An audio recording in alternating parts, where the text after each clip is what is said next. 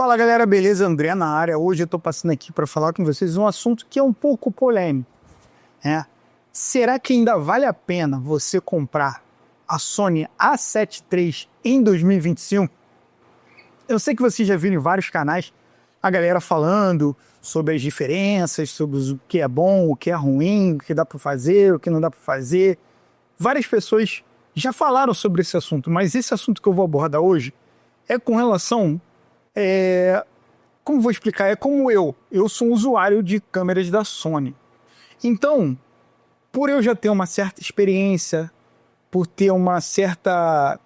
Já decorei, né, os botões, os menus, já consegui decorar algumas coisas da Sony, que são menus imensos, eu consegui notar algumas diferenças que eu já tive câmeras mais novas, mais recentes, eu cheguei a ter duas FX30 para poder fazer eventos. E aí, galera, eu vi que ao pegar uma Sony A7S II, eu tinha uma diferença muito grande de textura. Então, são câmeras que você tem que se atentar, porque toda a linha A7 são câmeras full frame. São câmeras projetadas com um sensor Super 35, um sensor grande. E já as APS-C são um sensor menor, então a captação de iluminação desse sensor ela é menor. Então, para ambiente muito escuro, é necessário você elevar o ISO, a câmera APS-C. E com isso você tem alguns de grãos. Só que falar de grão é meio relativo, porque quando a câmera é muito nítida e a gente quer ter aquele aspecto do cinema, a gente coloca grão. Entende? Então vai muito do artista, do que você quer fazer. Por exemplo, eu optei por pegar uma 7S III, aí, novinha, tá? E por que eu peguei a 3 e não peguei logo a 4? Por quê, galera? Vamos lá. A gente precisa pensar no que é necessário pra gente, tá? Você tem que ter um bom storytelling, você tem que ter um bom conhecimento do equipamento, você tem que sacar de iluminação. Hoje a minha iluminação está ruim, porque eu levei minha iluminação toda para a produtora, onde a gente constrói outros tipos de cenário, precisa de uma iluminação, e eu acabei ficando sem a minha iluminação. Então eu tô nessa pindaíba de iluminação aqui na minha casa. Olha lá o sombra lá atrás, ó. Dá tchauzinho para eles. Aí. Então o que acontece, rapaziada? Por eu estar com esse problema de iluminação, me incomoda muito. Então assim... E eu estou usando câmeras aqui, nesse exato momento, são câmeras com sensor APS-C. Aqui eu estou usando uma ZV-10 e aqui na frente eu estou usando uma 6600. Tá? Essa 6600 eu estou usando com uma lente 1850 f4.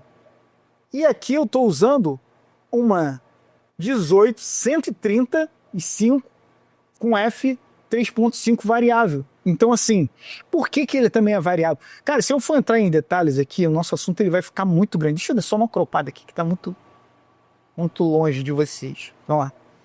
Vai ficar um assunto imenso, um assunto muito grande.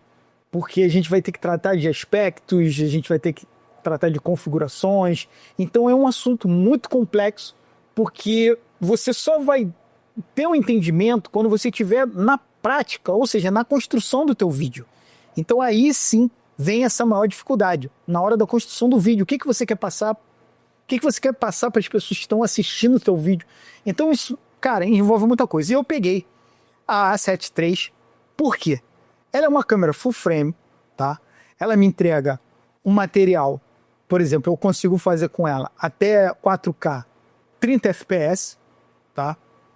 Ela é 8 bits, então se eu quiser, por exemplo, estou num evento, e eu preciso ali editar rapidinho para mandar para o meu cliente, por ela estar em 8 bits, eu consigo pegar no iPhone, exportar a imagem daqui com um adaptador para o iPhone, edito um CapCut e entrego na hora.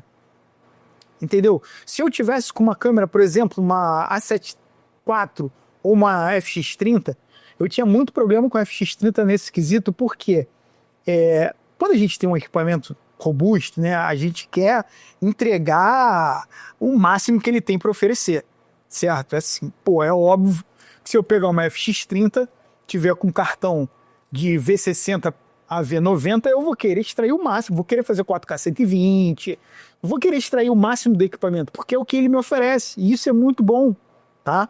Só que você precisa ter uma câmera, uma máquina muito boa para você fazer a pós, para você editar, para você fazer o color grade, para você fazer qualquer tipo de movimentação.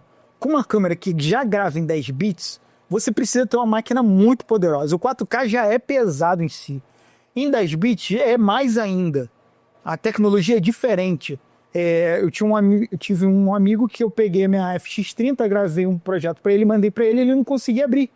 Por quê? Porque ele não tinha um codec para rodar a tecnologia dos 10 bits. Aí ele teve que instalar um tal de MPV, um plugin, que aí sim é um codec, né? Um plugin que ele abria os arquivos da FX30.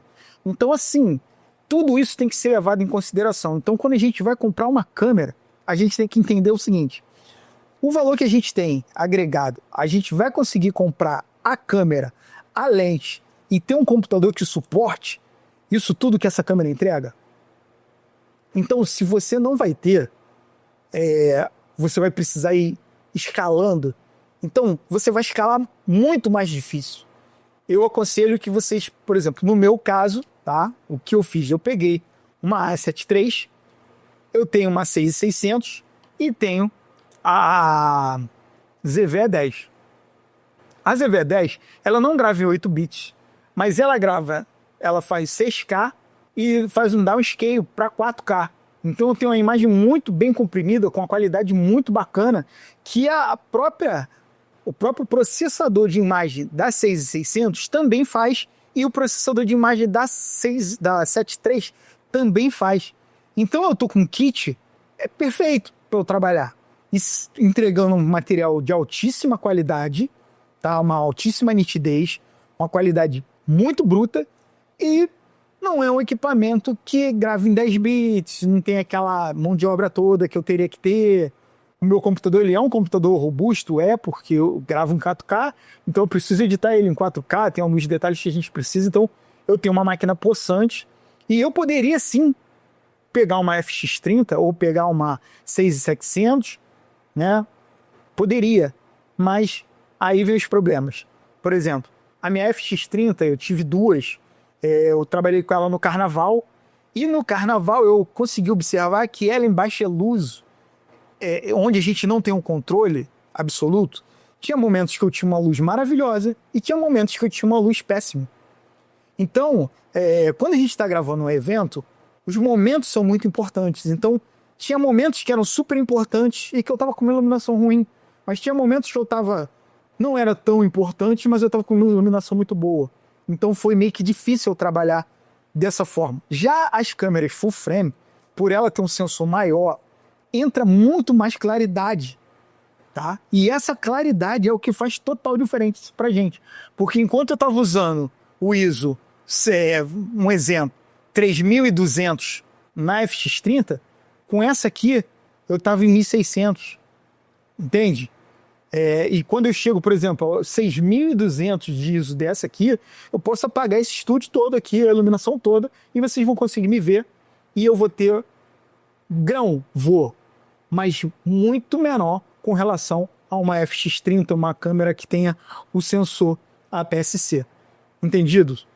Então hoje, 2025, meados de 2025, a gente está quase no final do ano, vale a pena você comprar uma 6700?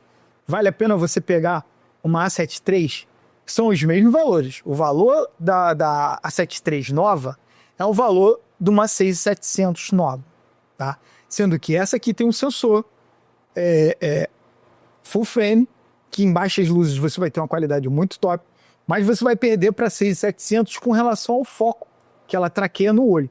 O foco automático da 6600 já é muito bravo, muito bom. Entende? Imagina da 6700, que usa inteligência artificial. É brabíssimo. Mas, galera, eu não estou desencorajando vocês de comprarem a FX30 ou vocês comprarem a 6700, não. Tá? Pelo contrário. Porque elas têm no menu delas a opção de você gravar em 8 bits também. Só que é aquela questão, você não vai estar usando o máximo do teu equipamento. Tá? Mas, cara, se você tem dinheiro para investir uma 6300, uma A7 III, ou você investir numa 6700, vai do que você tem. Se tem um computador bom, você vai conseguir editar legal, só que a 6700 você pode baixar para 8 bits também, vai funcionar como a A7 III, mas é um sensor cropado.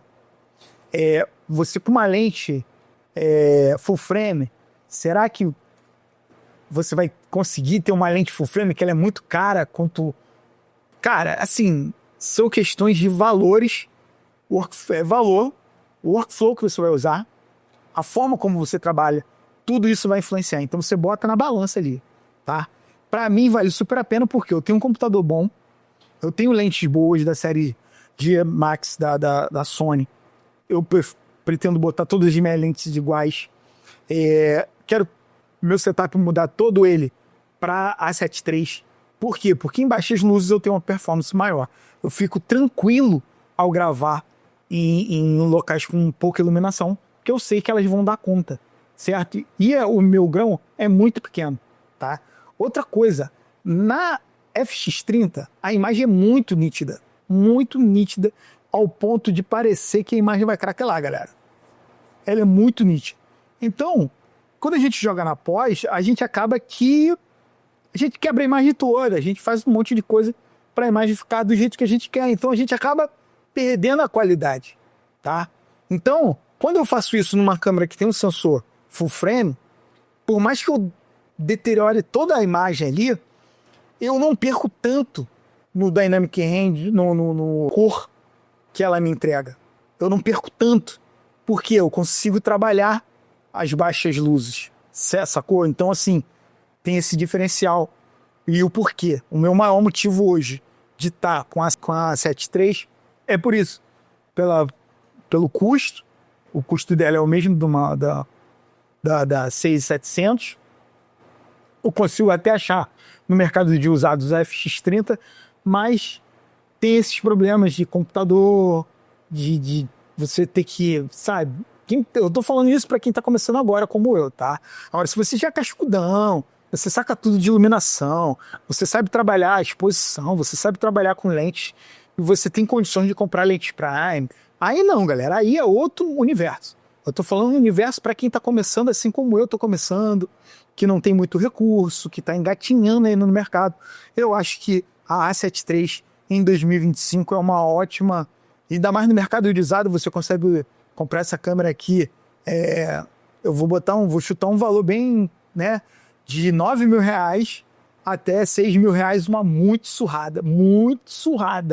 Eu vi gente vendendo a R$8.000 essa câmera aqui com mais de 99 mil cliques, né? Então é complicado. É uma câmera que, com certeza, você comprando, você vai ter mais tempo de uso. Isso é meio relativo. Mas é muito surrada, ela toda cheia de marca branca, sabe? Cheia de arranhão. A minha não, a minha é zero. Eu comprei 0 bala, tá vendo? Não tem arranhão, não tem nada. Porque eu também sou muito detalhista com meus equipamentos. Essa minha 6600 que tá me gravando aqui, eu trato ela com o maior carinho do mundo. A ZV-10 também é a mesma coisa, eu trato ela com o maior carinho do mundo. Mas equipamento é algo muito sério. Custa caro, é uma ferramenta de trabalho, e é isso, galera. O que eu tinha que passar para vocês é isso, falar sobre essas questões, se a 7 III é uma câmera viável para 2025, eu super indico. É uma das câmeras mais top que você pode comprar ela no mercado usado de preço bem acessível. E, cara, ela é híbrida, né? Você tira a foto, ela tem o viewfinder aqui grandão, e o sensorzão dela, mano, a textura, eu super indico. Aqui, você tá querendo entrar para esse mundo das full frames, cara, começa nessa aqui, e aí depois tu vai subindo. Porque quando eu peguei a A7S2, eu fiquei encantado.